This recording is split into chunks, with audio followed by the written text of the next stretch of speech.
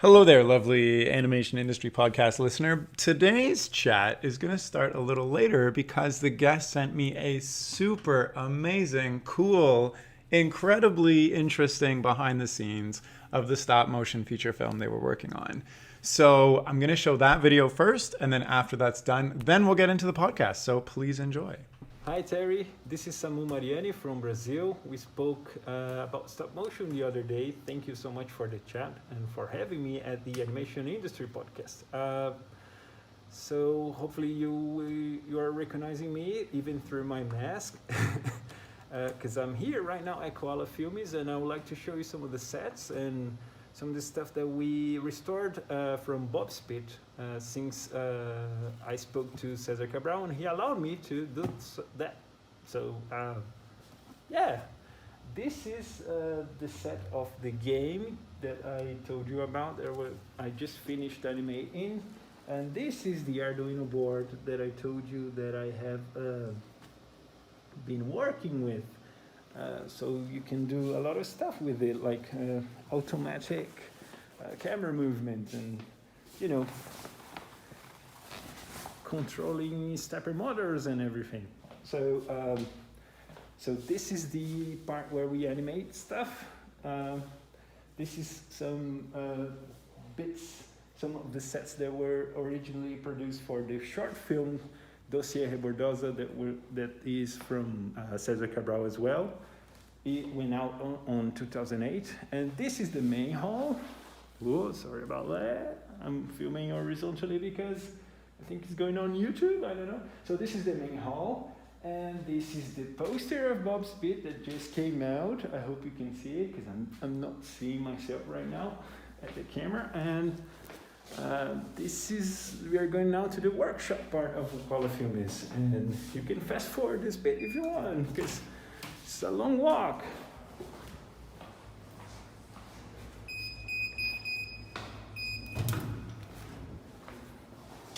So it was not a long walk, but okay, we're here right now, and we got some of the sets that were used for the Bob's Pit feature film, and this is the bunker that Bob hides for most part of the film, where the fighting happens, and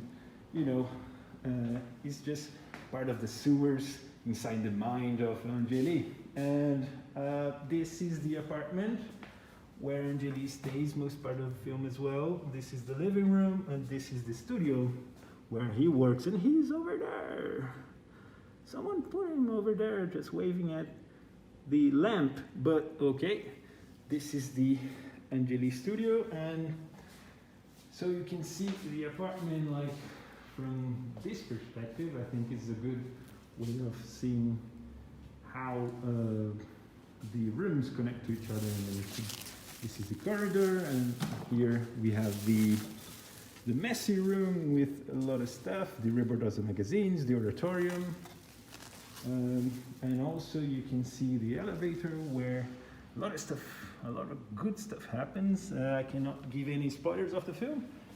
And this is the gypsy room. I cannot give any more spoilers than that too, but yeah.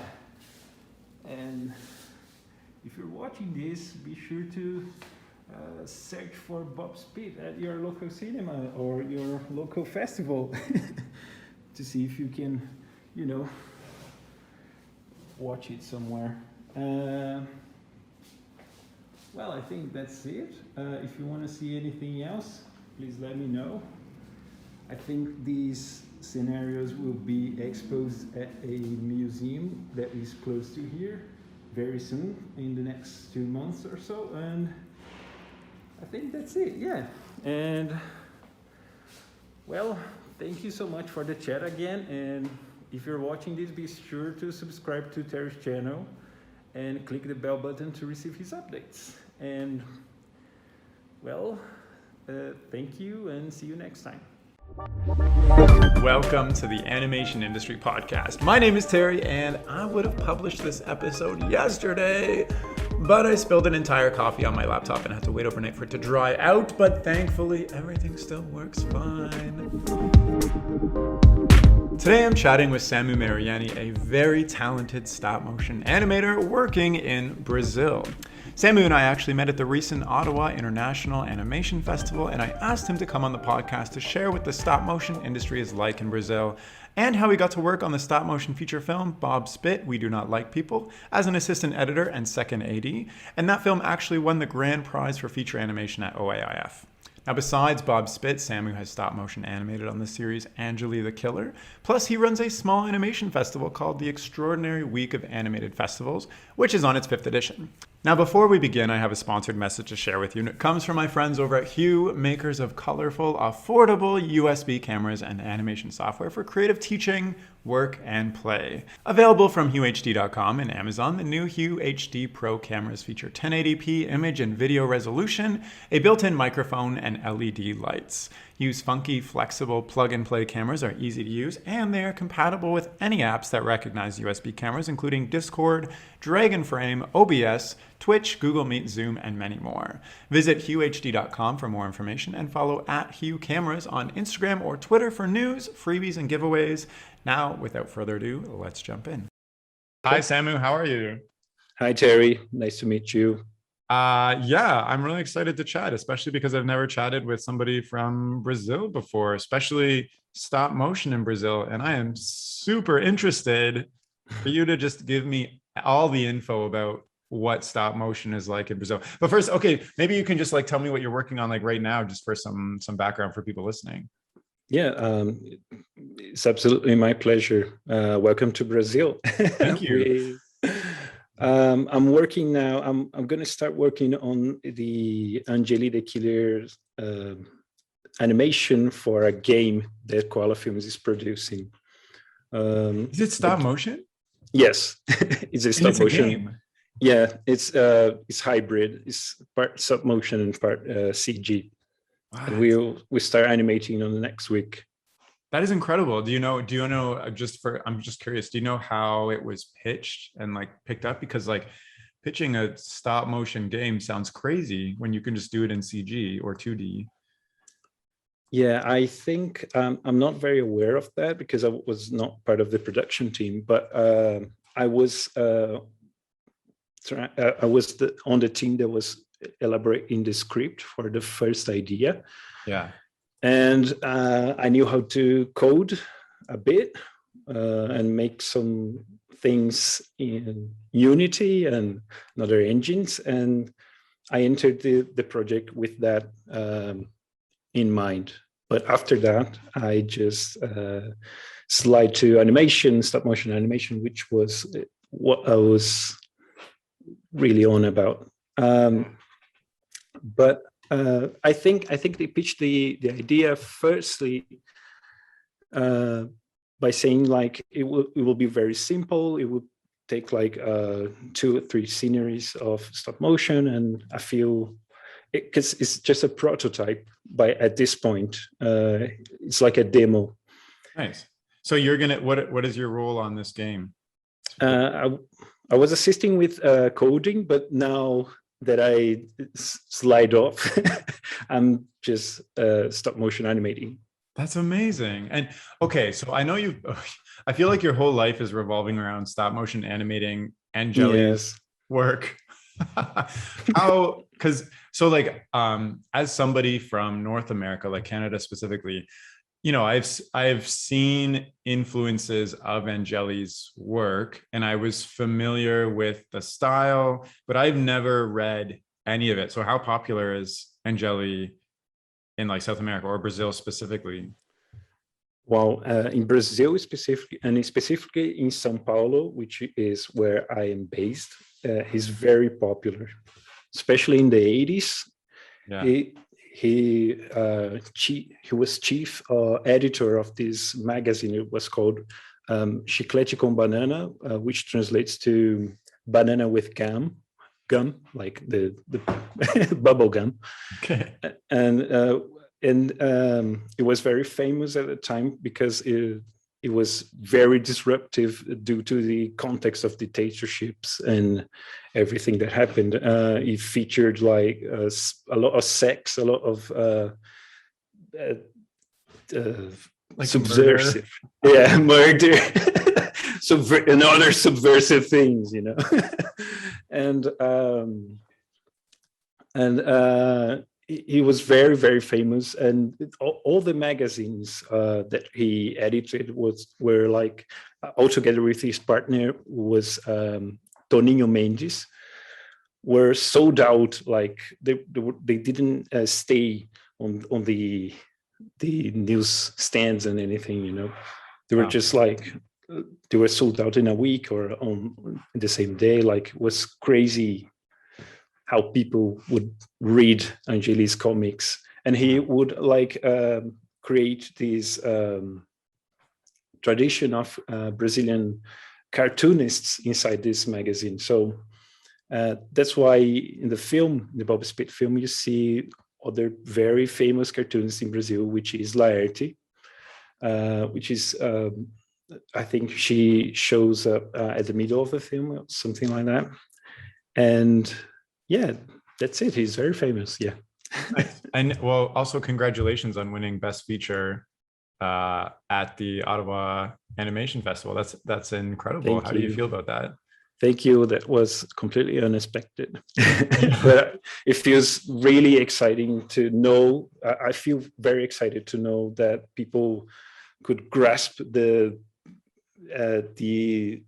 energy we were having while doing the film. You know, we were really pouring our hearts into it, and I really felt that people could understand it. Totally. Even if no one gets the story, or even if you don't get the narrative, you get the feeling of this punk versus pop universe. And yeah. Well, I mean, I watched it based on your recommendation as we were chatting. And like, that was my major exposure to Angelis' work, and it was really interesting, but also like the quality of stop motion. I was telling you before we even just started recording, I was just blown away by like how amazing the stop motion and the cinematography and the camera moves that you did, and like the whole world that was built was huge. Like this post-apocalyptic world, like every detail was looked at. It was amazing. And just to know that like this giant stop motion film was like independently produced in Brazil versus like it wasn't coming from Leica or something like that was just incredible as well. Like I feel like so excited that this happened. And like so I want to chat all about that, but just randomly, you spend like what, 4 years on this film? Does everybody in in Brazil is like, are they all excited that you made this thing because like Angelis is like this very famous figure, and now there's like this like canon piece of film around his life and work? Yeah. Yeah, no, people are very excited here as well, but we never expected these reception from abroad. Like how are festivals awarding it, I think it is really amazing. And I really like that you appreciate the scenery and the characters and the animation, because it took more than 4 years. I've been into the project 4 years, but I think it started like 9 years ago. Oh my goodness. Productions, yes, with pre-production and screenwriting, I think. Wow. And then there were a lot of artists involved along all the process, and the animation was conducted by a very highly skilled team of Brazilian animators.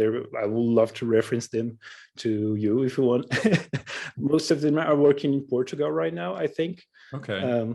There is a feature film in a company called Sardinha em Lata, who most of them are working on, but I need to be more sure about that. Yeah. So, okay. So I know that you were like, you were doing a lot of the Moco, like camera movements on the film. Yeah. Can you tell me about how you got involved in that and like some of the crazy solutions you had to come up with? Yes, of course. So before starting working at Koala, I had this interest in Arduino boards. Do you know what is that? Is the this microchip controlled little board where you can connect things and drivers that can roll motors and everything. So I was really playing with these DIY motion controller systems. And when I got to Koala, they saw that I could deal with them, and they wanted to make a lot of camera movement. So they rented from me like a piece of a printer that I adapted to make a slider. Oh, wow. It was a totally DIY slider. So we made some movements in that. Then when they liked the work that I did with this piece of equipment that I created, so we started to creating our own motion control equipment at Koala using these Arduino boards. And so you like invented it from scratch for them. You're not like you're like professionally built and made like whatever it's called, motion control stuff. Yeah. Yes, with a small team. Nice. My good friend Andre King was one of the responsible for. He was responsible for the 3D and assembling the pieces, and I programmed it and I made it run. So when you get like this, the director or the storyboards are like, I want to pan in here and then turn to the left, and you're just like figuring that out on the fly. Yes. And how do you like? That's amazing. Yes. So did you tell me like the most complex shot you ever had to work on, and like just give me a little scope of that? Yeah. There were a lot of them. Like every shot. Yeah, because we use two motion control systems. One was more solid than the other, but I think one of the most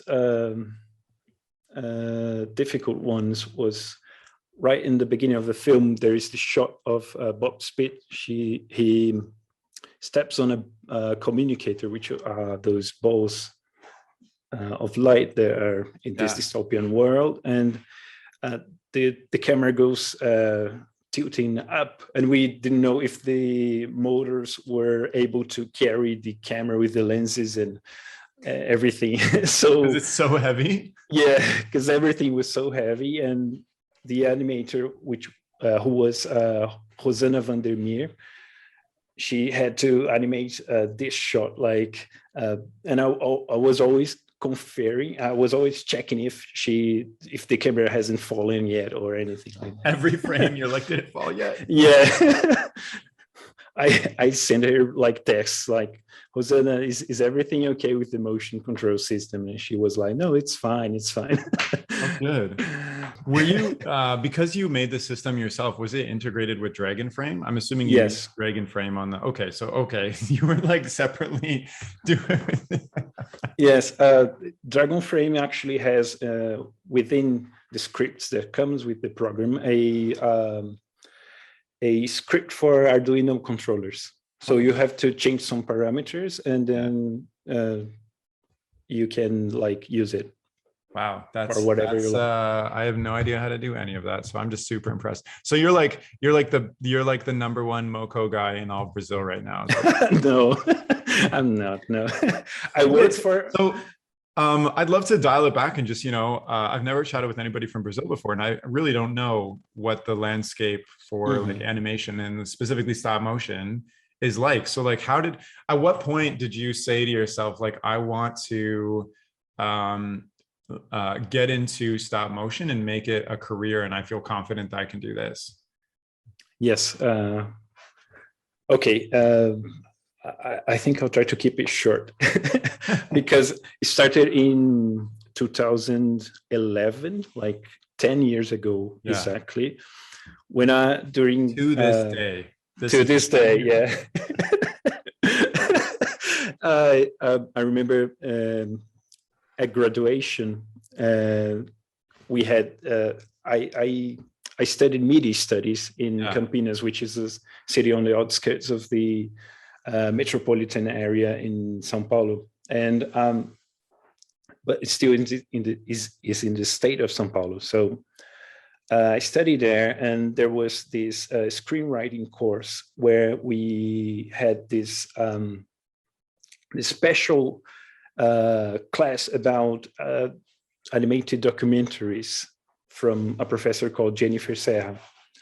And she showed us the first short that Koala Filmes made back in 2008 that was like a very successful piece of animated documentary, like, you know. I saw that, and I really thought to myself, like, I really want to do that. I really want to get into animated documentaries and do exactly what Koala Filmes does. I will work for them one day. Wow. And from that day one, just edit out my stuttering, please. Or not, do whatever. Or whatever. I think it's fine. Or whatever. Okay, so from that day forward, you were from that day forward, I need to get in contact with them, and we created this festival in 2015. Yeah, and invited Koala Filmes to make a showcase of their work during the festival. Wait. So you just went to school for media studies. Yeah, which is like Photoshop, After Effects, is that kind of stuff? Yeah, it was not very technical though. It was very theoretical at that time. So in 2011, you see this short film, and you're like, I want to work for these people. And then 2015, you started your own animation festival. Yes, and I invited them. What happened in those 4 years in between? Like, were you working on your own stuff? Were you working? Like, what happened in there? Yeah, so the course takes like 4 years to you get done with it. So so you started going to the school in 2011, and then yes. Okay, I see. And then you graduated. Yes, I started on 2010, but in 2011 I had this just special course in animated documentary. But the thing is, I started to study animation with a special course within the university, but it was not part of the media studies program. It was part of the visual studies program. It was called Animation 101. It was with a professor that is very dear to me. His name is Wilson Lazaretti. He's like my brilliant master, who I like to recur to him for everything. You know, nice. He helped us. He helped me with a lot of stuff in animation, and mainly to learn how to express myself instead of learning the basic techniques and everything. So wait, what do you mean to express yourself versus techniques? Like, technique would be like squash and stretch, and express yourself. Yes, yes. Create something that you feel. Yes, absolutely. He was not very fond of the 12 animation principles. Disney's. The Disney's. If you do this, you'll end up making Disney, but that's not real. Yeah, I think that inspired me during that years to look for different types of animation, and nice. I went totally experimental. And in 2012, I was lucky enough to be selected to a government program that was called Science Without Borders. So I went to Anglia Ruskin University in Cambridge to study film studies. And there I also had a animation class with one of my amazing tutors that I love to referentiate like forever, which was Elizabeth Hobbs. She's a amazing English animator. She focuses primarily on expressing yourself rather than you have to be this technician of, technical perfect person of animation, I love that. What gave you this drive to choose animation for all these years? Like, why choose animation? Like, what is it that you feel that you want to pursue this or accomplish with this? Yeah, that's a complex question. Oh no. Let's resume my life in this 5-second answer. Let's do it. No, the thing is, I think I first saw animation, especially stop motion animation, as a way to express myself. That was I know that this will sound like really crazy, but I thought stop motion would be a cheaper way to achieve greater looks. You know what I mean? Yeah. In a sense that we didn't have the resources to make a very incredible live action film with noir lights and everything. So we decided to scale it down and make it stop motion.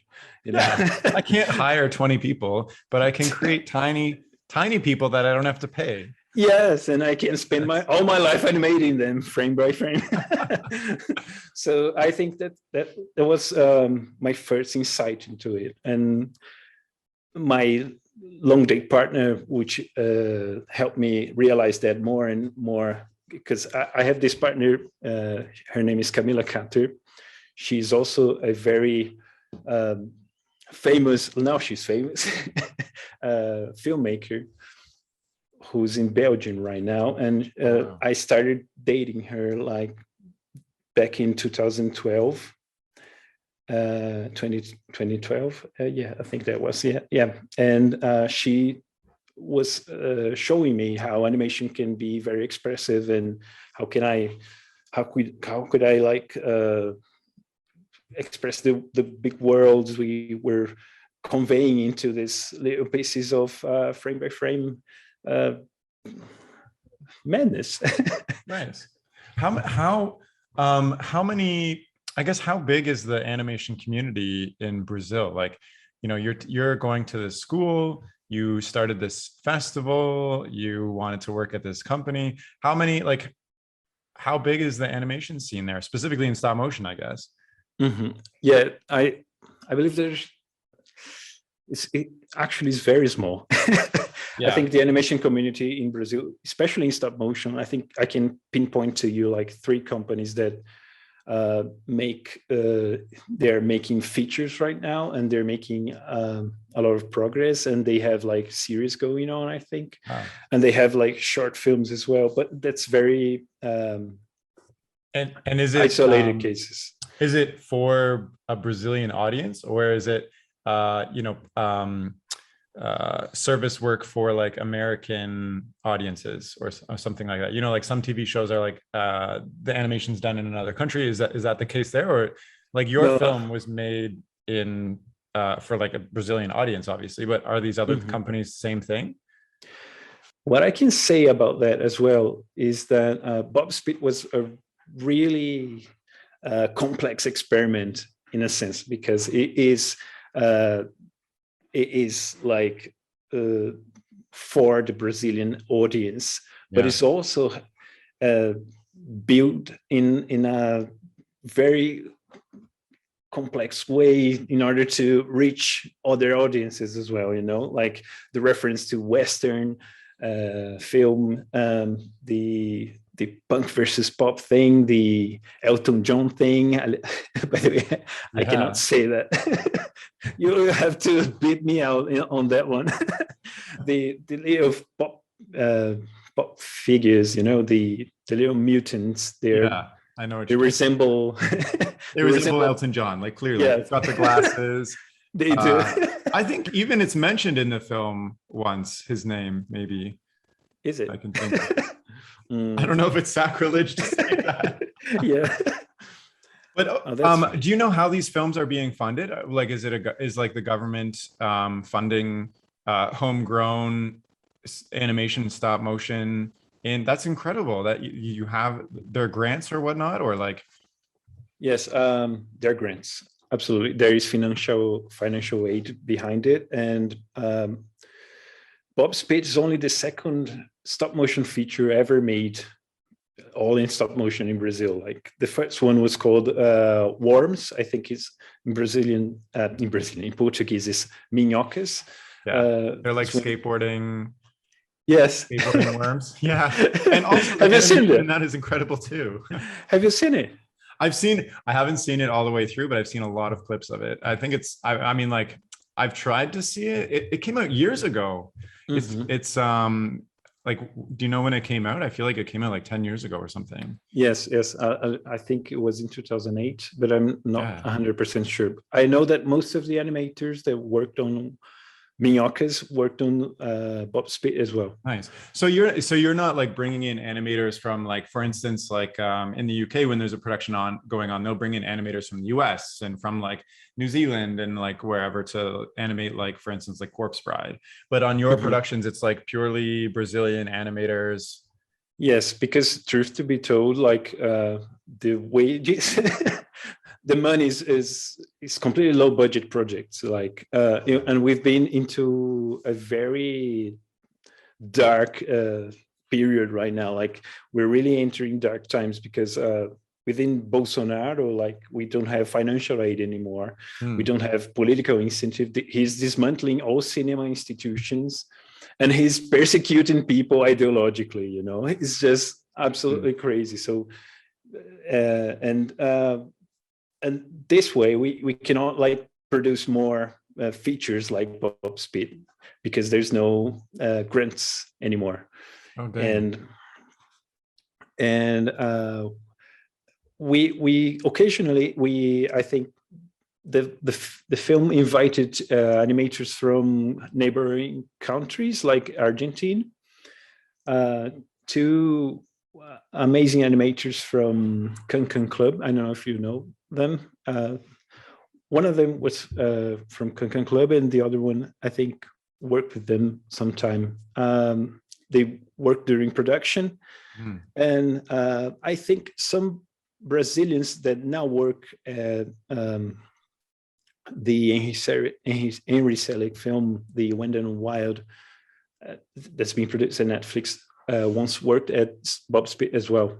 Oh, I'm wow. talking about. Okay. That's Yeah, so I think there's this quick movement of animators coming back to the country, animating a bit, and then going and out. dispersing again. So Yes. how does that make you feel about your chosen career in stop motion? Like, I know you're working on this video game right now, and I'm assuming Yes. that has like a commercial. It's more like a commercially funded business Mhm. thing. But how do you feel, looking at the long-term stability of your career as an animator? How does that? How do you feel that's going to impact you? Well, I've been thinking about that, and I'm going to answer like this. I think Brazilian independent animation has its ups and downs. Like, on the upside, we have this.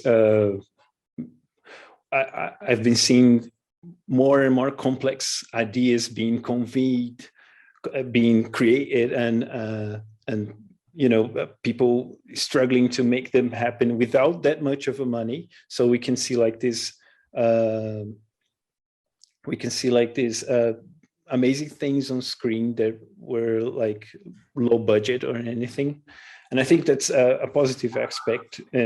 But I think on the downside, um, the independent Brazilian animation scenery, because we cannot call it an industry, has a core flaw, which is the lack of a career plan.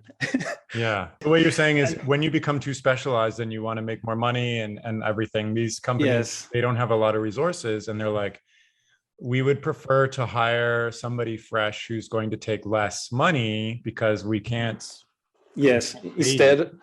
absolutely, Instead of yes, instead of hiring people who like can, like, chef's kiss, make an animation that's amazing. yes. That's really Instead, disappointing. So, like, so a couple thoughts. Like, are you thinking of like working for less money to be able to work in these situations? Or B, are you thinking of creating something, another skill to fall back on in between projects that have funding so that you still have a career? Or C, are you thinking of going like your partner to like Belgium, where there is funding for projects that need specialized people. Yeah, we have this phenomenon. We call it like the brainscape. When the brain drain.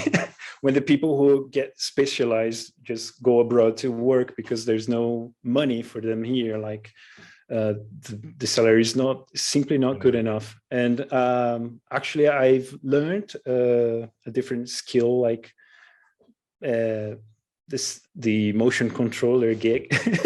So I think, yes, because the motion control can be used also in live action. So I can grab jobs from different companies. I've been working for this company that's called Drive Motion Control as well. I think they're the best motion control company in the state. And I'm getting jobs from them and to operational and to operate the machine. And yes. Wow, no, that makes a lot of sense. I'm wondering, I feel like maybe the answer is obvious, but what do you think would need to happen to build more of a stop motion or just animation industry in Brazil? Well, I think one solution would be like we need to get these small companies need to be recognized for what they're doing. For starters, like. Do you mean like in Brazil or internationally? In Brazil firstly, and then internationally. Because if you valorize what you have at home, you'll have like people wanting to see because you're proud of it, Yeah. Our memory, like, the films that we made in the past, the films that we're making now, I don't know. I think incentives, political incentives, are very important. Like, firstly nationally, then to go abroad. My partner had this film, was called Flash, and she traveled a lot with it within the possibilities of money. And she also asked, there was a government funding that could like aid these filmmakers to travel abroad to festivals and everything. So, and that funding just doesn't exist anymore. So you know what I mean? So filmmakers now cannot travel to show their work to the public, to the international public, or even inside Brazil, because of course we live in a pandemic, so that's not possible right now. Especially because people are closing borders to Brazilians. They're opening right now, actually, that they're reopening it right now, but we've been through a time like that Brazilians were highly rejected at the frontiers. Because like, for instance, in North America, the streaming industry has really completely made animation boom. There's Netflix, Amazon Prime, HBO, et cetera, which have all want animation. So like now there's tons of series going on, tons of creators. How has that impacted, South American? It doesn't sound like it's impacted you guys at all. Like, are creators in Brazil trying to get their work picked up by these streamers as well? Or they're just like, I don't know. Yes, that's an excellent question, actually, because in the past government, we had like these incentives for the private channels on television. They had to have like 30% of the programming had to be national product. Yeah, same in Canada. So VOD doesn't have that here. They even pay taxes until this day, because legislation has been like transmitting for like 10 years, like from the time I was interested in animated documentaries in, when I was at grad school. I'm sorry, Terry. I'm a bit nervous. I think. Oh no, it's talking about politics and this. yeah. Thing. Sorry, it's fine. But I'm just, I'm maybe I'm being like facetious or just like this is a dumb idea. But like, what is stopping you and like your team of like a ton of animators, a whole if a production was being made in stop motion, for instance, a whole team of people who could like put it together. So what's stopping you guys from like putting together a pitch and being like, part of the pitch is there's a high need in Brazil for Brazilian made animation, and then going to the streaming services and like pitching it to them. I guess, are people doing that? Am I just being like, this is, I don't know. You tell me, is this stupid? No, it's not. I think we're trying that actually. But I think the great studios don't pick this kind of projects up because I don't know. I think it seems very risky for them. They prefer the live action ones. But that's a personal point of view, of course. There is a lot of Netflix animation that has been done in Brazil for Brazilians, I think. And this TV show that I just told you about, Jora's Brother, has been bought by Netflix to be screened on, your phone or at the platform. Yeah, nice. And I feel that they're looking to it, but I because it's a very uncertain area of expertise, like the VOD platform, or how people will react to, or we don't even know how to tax them. Yeah. People don't try to. I think they're trying to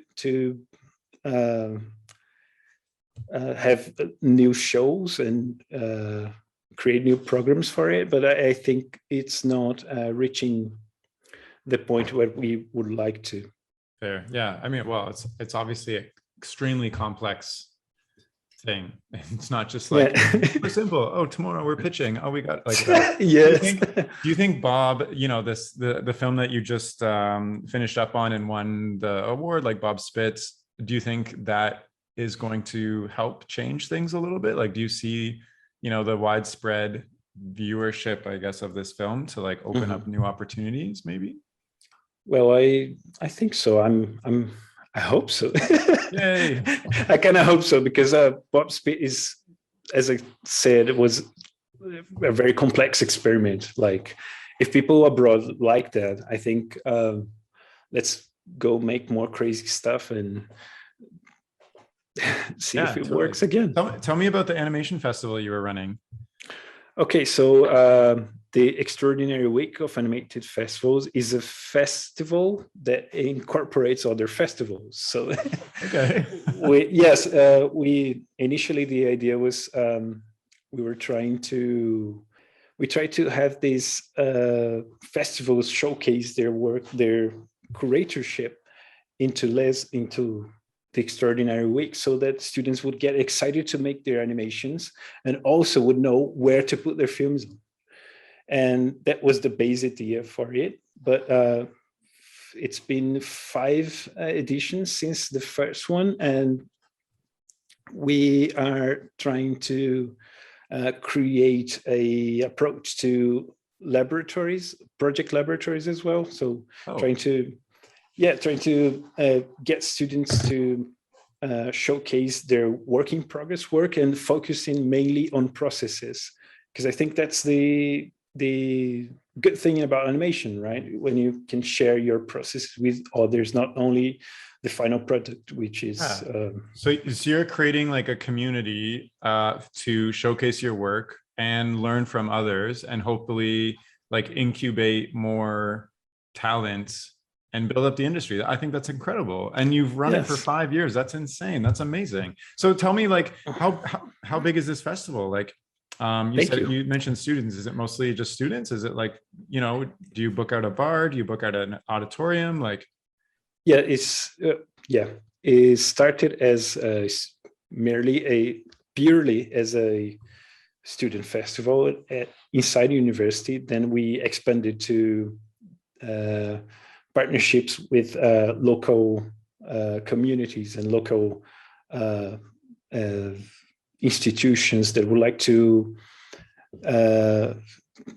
be our patrons. And it's not a very big festival. It has 5 editions, but I think it's still very small because when you say you're small, like, are you talking like 100 people? Are you talking like 500 people? Are you talking like 10 people? Like, what do you mean?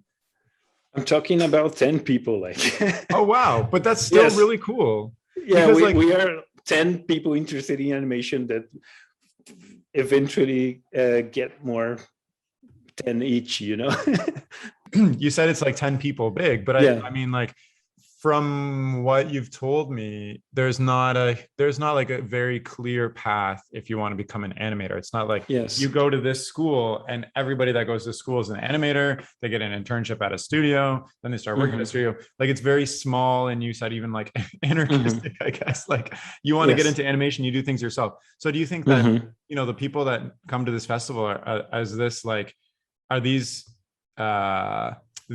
I guess maybe the only people that are interested in animation, or is it like? No. I think every kind of people are welcome into the extraordinary week of animated festivals. Like, every kind of people, the enthusiasts of animation, the curious ones, and the people that just started drawing yesterday. Nice. So what is your dream? What is your dream for this festival? Like, obviously it's pandemic right now, but imagine the pandemic goes away and it's the 6th edition. Like, what is your dream that you create with this festival? Well, I really would like to see a platform where we could share processes freely, and I'm talking about that because mainly in productions you tend to be very secretive, about what you're doing, and people and animators are this kind of people that would like to stay in their caves and don't share because they need to, of course. I think what I would like to I really would like the festival to be a kind of relief, for animators, where they can gather together, they can get together and share their processes and maybe work together on something new or anything like that. It's not. I'm not seeing a marketplace in the future. Like a place where you sell your stuff and you put your portfolio over there and just for people to see, but just to hire you or anything. I'm just I'm interested in pure processes, what you're doing that is new to you and how you're doing that. And so for instance, like you would go and present a talk on what you learned in motion control and share that to others, and then somebody else would do a talk on how they they were like, I don't like squash and stretch, but this is how I share from my heart. I love that you are trying to create a community of skill and resource sharing to build up animation in Brazil. That's amazing. That takes so much determination. I feel so good for you. I really, I do. This is you're serious. You said, 10 people show up and there's no established industry. You're a forerunner in doing this. You're going to look back one day and be like, I was, this was instrumental to build some industry up in Brazil. There's never been a better time than Samu doing it. I think it's great. Yeah. Well, you're very optimistic, Terry. I really like that. Hey, I'm optimistic, but you're doing the actual nitty-gritty work no matter what. This is amazing. Well, thank you. That's I really hope that maybe just publishing this podcast, some other people in Brazil listen to this, or even randomly in the world, and they feel inspired and get in touch with you. And I think that would be incredible. So well, I really hope so. Yeah. Yeah, me too. I mean, the fact that I'm just talking with you, I feel inspired. Like I'm not running a festival. I'm like, what is the easiest solution? I'm gonna jump on Zoom on like a random weeknight with somebody and just chat about stuff. Like you're actually going and coordinating and getting taught. Like that's really cool. So like, Yeah. okay, so say somebody is in Brazil is like listening to this and they're like, I want to get into animation. I think it's really cool. I don't know where to start. I don't know at schools, but I want to get like a job because this was essentially you. You're like, I want to get hired by this company eventually. What should they Yes. what should they do and what should they be prepared to expect in order to get hired? Well, I think in Brazil, if you're listening to this right now, I think first off you should like research you should pay the studio you want to work for a visit or invite them to showcase their work at your university or at your community, because the studios are small and independent and they like the attention as well. Oh, that's good to And know. So you think, yeah. well, like, I'm like 20 years old. I'm going to school. I want to do animation, and I'm like super intimidated to talk to like the couple of studios. You're Yes. saying I should just reach out and be like, "Hi, I'm at this school. Can you come and showcase your work?" And you think they'd be like willing and excited to do so? Yes, I think so. But That's great. on that side, but a little footnote to that. I'm a very shy person myself, so I have this stuttering problem, and I'm just tripping on the words and everything. But I still got to do this stuff because I would like to show real interest in the other people's work. Not just showing my portfolio or at the end of the film saying like, you put a thing at the end of the film, contact me for more amazing FX stuff, No, just talk to me friendly in a friendly way to just share processes and let's see if we can work together on something, or show me your work to see, so we can see like what we can talk about. Totally. Like, so if you're listening to this and you don't know where to start, just get in touch with Samu and just be like, hey, I like animation, and he'll lead you. Yeah. I'll try my best. But I think one of the most important thing is to be in touch with the festivals. When you say festivals, which festivals are you talking about specifically? Yeah, so I'm talking about the festivals that were in partnership with the extraordinary week of animated festivals. Yes, and I'm talking about the Big Bang Club in Argentina, which is an amazing festival that revolves around video games as well. I'm talking about the Stop Motion Hour Fest, also in Argentina. I'm talking about Monstra, which is the Lisbon International Animated Festival. I'm talking about Stop Trick. I don't know if you heard about Stop Trick. Stop Trick is an amazing festival that happens every year in Maribor and Lodz at the Eastern Europe, the eastern part of Europe. I'm talking about, and I'm talking about Brazilian animated festivals as well, like Anima Mundi, which is on pause right now, but I think maybe one day it will return. I'm talking about Animage, which is another festival that happens on the northeast part of Brazil, and many other festivals that they really like the love. So why shouldn't you give them something? Yeah, this is a great list. Like, yeah, no, sorry, I just no. This was great. Don't apologize. This was a fantastic list. Like if somebody's listening, they're like taking notes. Like, okay, I gotta go to this festival, this festival, this festival. That's great.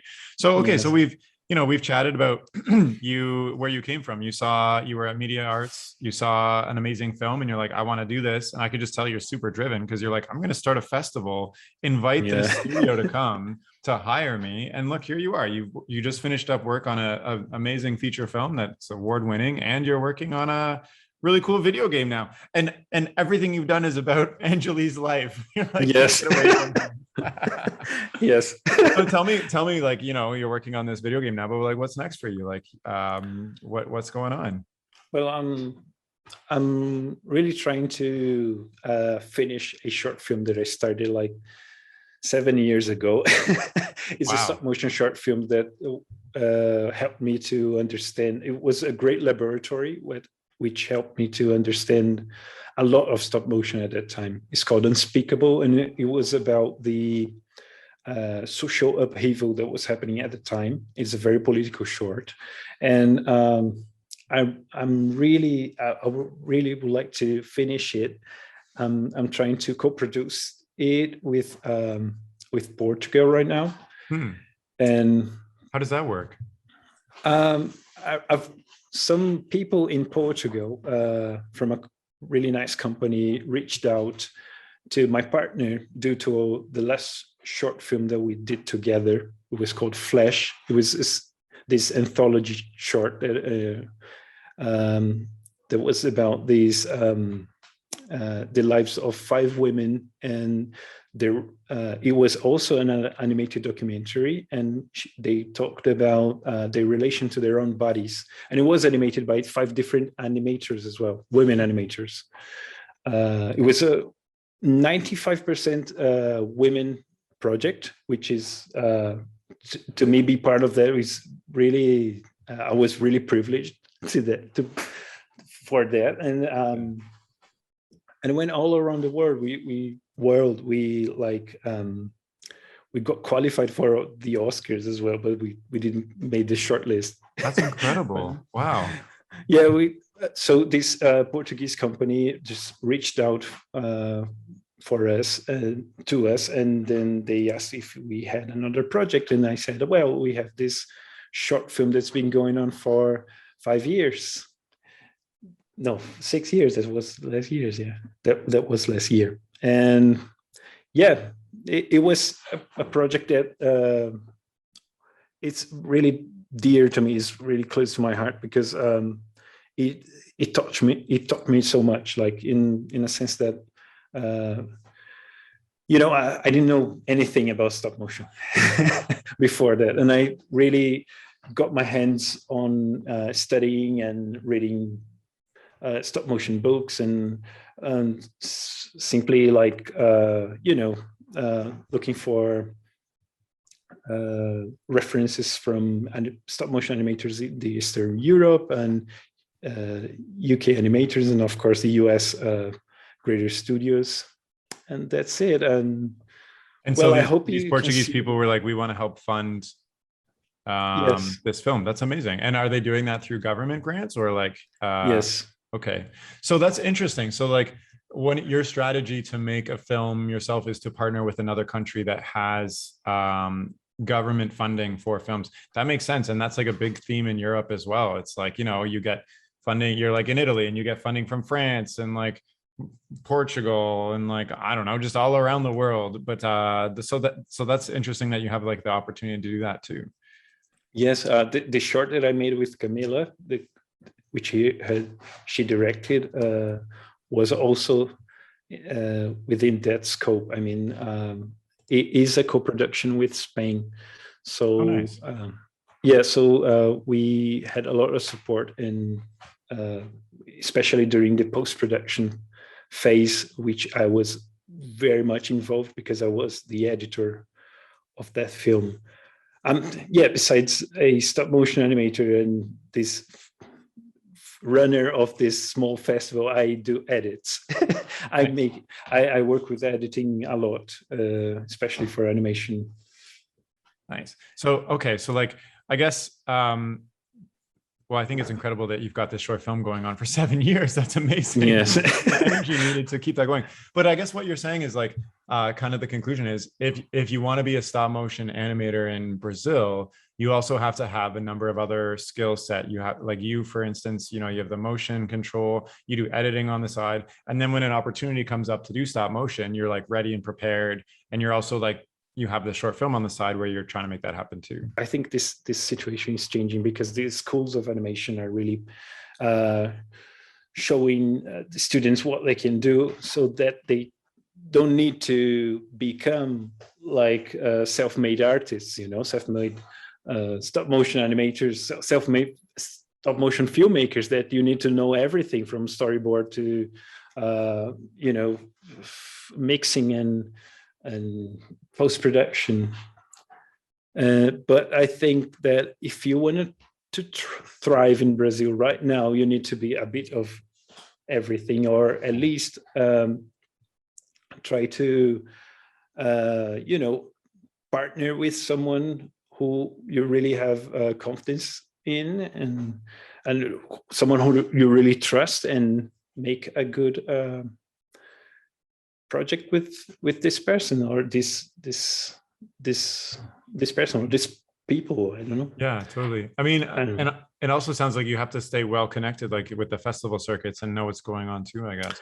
Yes, I think so. Yeah. So like, maybe this is a weird question to ask, but does it always, like, I don't know the right way to ask this, but does it feel lonely, or like you have to always kind of be there for yourself to build your career? Like you can't really, just rely on a company to, like, give you a stable career? Like, do you always feel like you're like relying on yourself to make things happen? That's an amazing question. I think I got it. No, I think it's I don't mean it in a bad way at all. I just mean, like, you sound like a very determined person. Is it like takes so much determination to make this happen? Well, I'm really grateful that you got that from me, because I don't see myself as a determined person. I think what I try to do is to make way, like in any possible way, to my needs, in a sense that I want to become a stop motion animator. So what should I do? Should I just go into this company and just, get involved in everything that they do? And, and sometimes it certainly feels lonely to be doing that alone. Yeah. Like without a I don't know, a proper career plan that someone had, traced a long time ago, or someone to inspire me to make the same things. Because the animation filmmakers in Brazil are really most of them are self-made, in a sense that I always see their path like something that is not something like is really difficult to repeat. You know what I mean? Yeah, something there's no established path. You can't just do exactly what they did and end up in the same thing. They're like taking advantage of different opportunities, making opportunities for themselves. Luck happens, etc. Do you ever feel like, have you ever had a moment where you're like, why am I doing this? This is so tough. Like maybe if, I just went into coding software, it would be easier. Like, have you ever had a moment where you felt really down about this? Yes. Doubt always. Yeah, happens. Self-doubt. What do you do to keep on, to bring yourself out of that and to, like, look for and make new opportunities for yourself? Because that sounds tough. Yes, but I thought that when I was working during animation production at the series Angelis the Killer, I was really happy to wake up every morning and think like, oh my God, I'm working at a stop motion company. It was exactly what I thought of myself doing like 6 years ago, Yeah. Like I thought of that, and I wake up and go like 8 o'clock in the morning to this company, do whatever I like, which is animating stop motion, which is one thing that I like a lot. Yeah, so I think that definitely keeps me going. So it's those moments where you actually get to work on your dream that pull you through and keep you on this path. And I think by doing that, I'm a step closer to to that animation series that I was thinking when I got into university, like in 2011, 2010. It sounds like, you're envisioning your career as very in tandem to what the industry looks like in Brazil and kind of following that. But say you had like unlimited resources and opportunities, what would you want to do or create with that opportunity? Like where does your heart say, like at the end of the day, like what is the thing that you want to do and create? I love the question because the first thing I would do is finish this short film that it's been it's been 7-8 years in the making. Yeah. I need to get it. And people stop me when I recognize people in the street. They ask me, well, "What about this short you're doing?" They're like, "Hey, how are you doing? How's your Yeah. short film?" And you're like, "Yeah, "Oh, how's your short?" Yeah, 7 years. Please You don't say that every day. Please don't ask me in the next 7 years or so. Yeah. Yeah, one thing I would do is invest on my ideas and the ideas of the people that I care the most and help me to get where I am right now. Yeah. And So when you say invest in that, are you saying you would yeah, create... if I had unlimited resources, of course I would do that. But what do you mean, like a feature film, a TV show, like short films? Like you would just help to make other people's dreams also a reality in terms of where they wanted to go?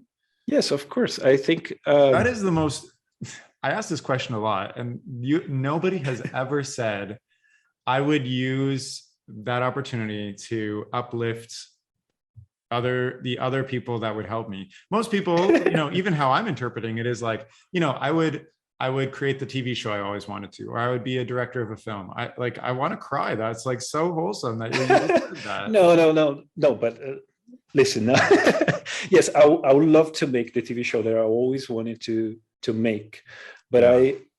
I think it would, like, seeing the films that are being produced like collectively in Brazil and with Camila and with other people that I know. I know from work and festivals and everything. I would love to have the opportunity to work together with them to create something even better or even bigger. You understand what I mean?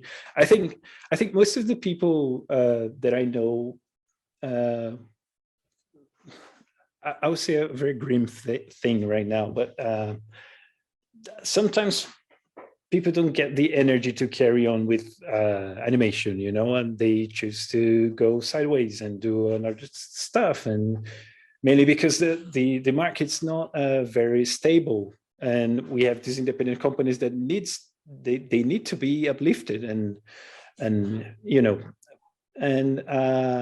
I think most of those people's dreams were based on something like, I would love to make a company and hire all my friends, so we can make a film together. Like, it's, how can I explain this? It's like, I don't know.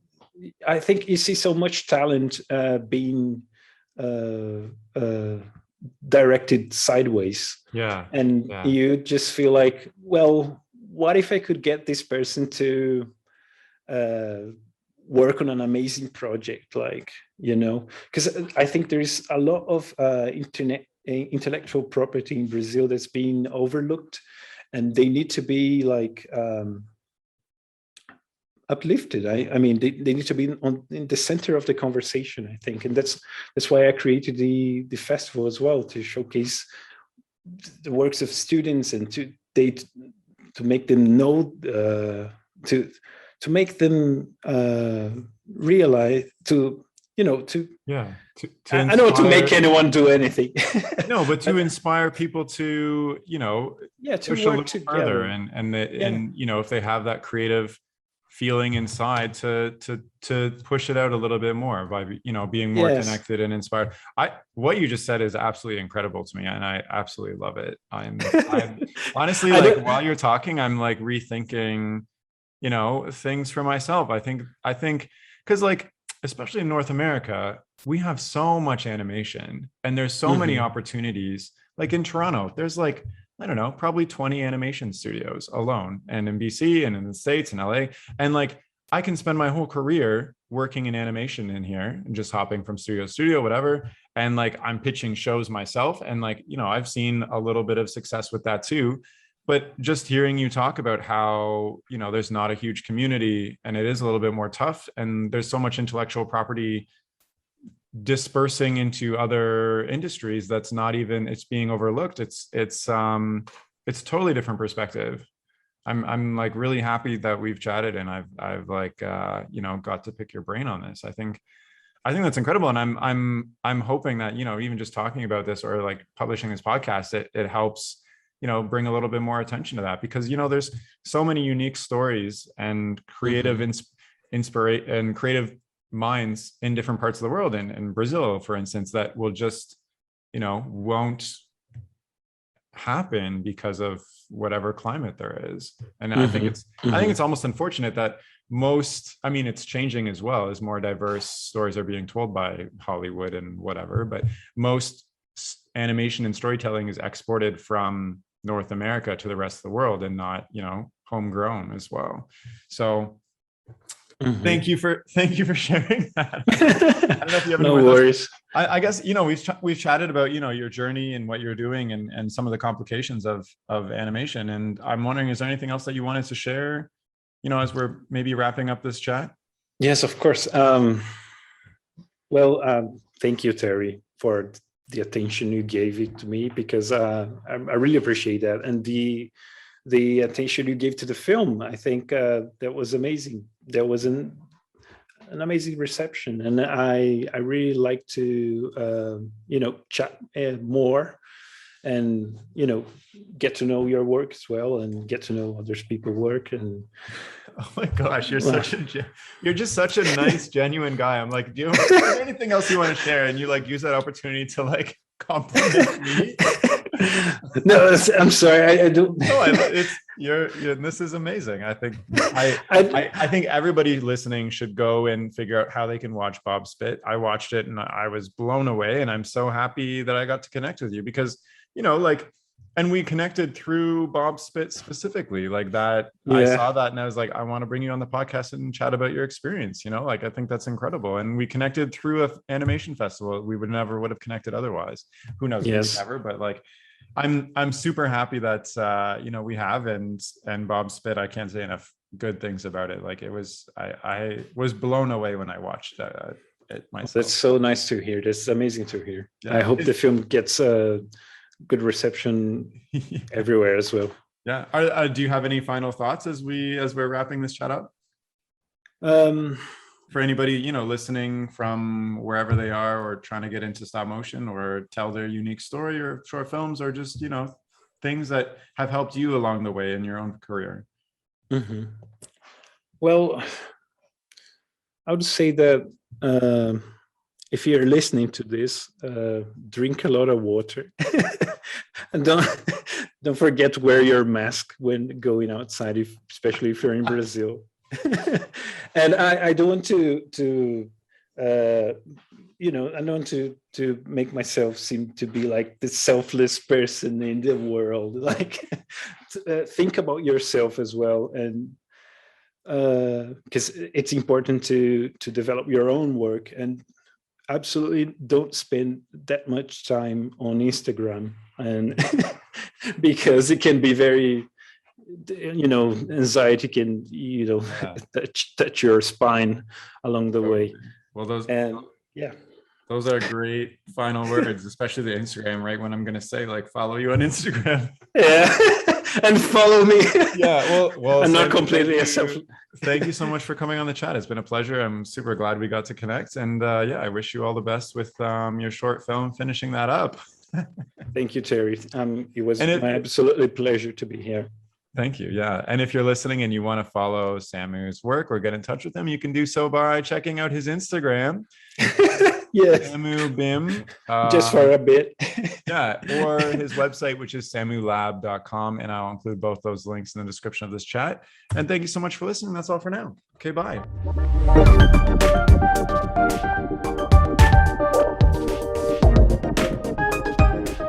The music for this podcast was composed by Will Farmer and the graphics by Daniel Abensauer. I encourage you to look them up if you enjoyed their work.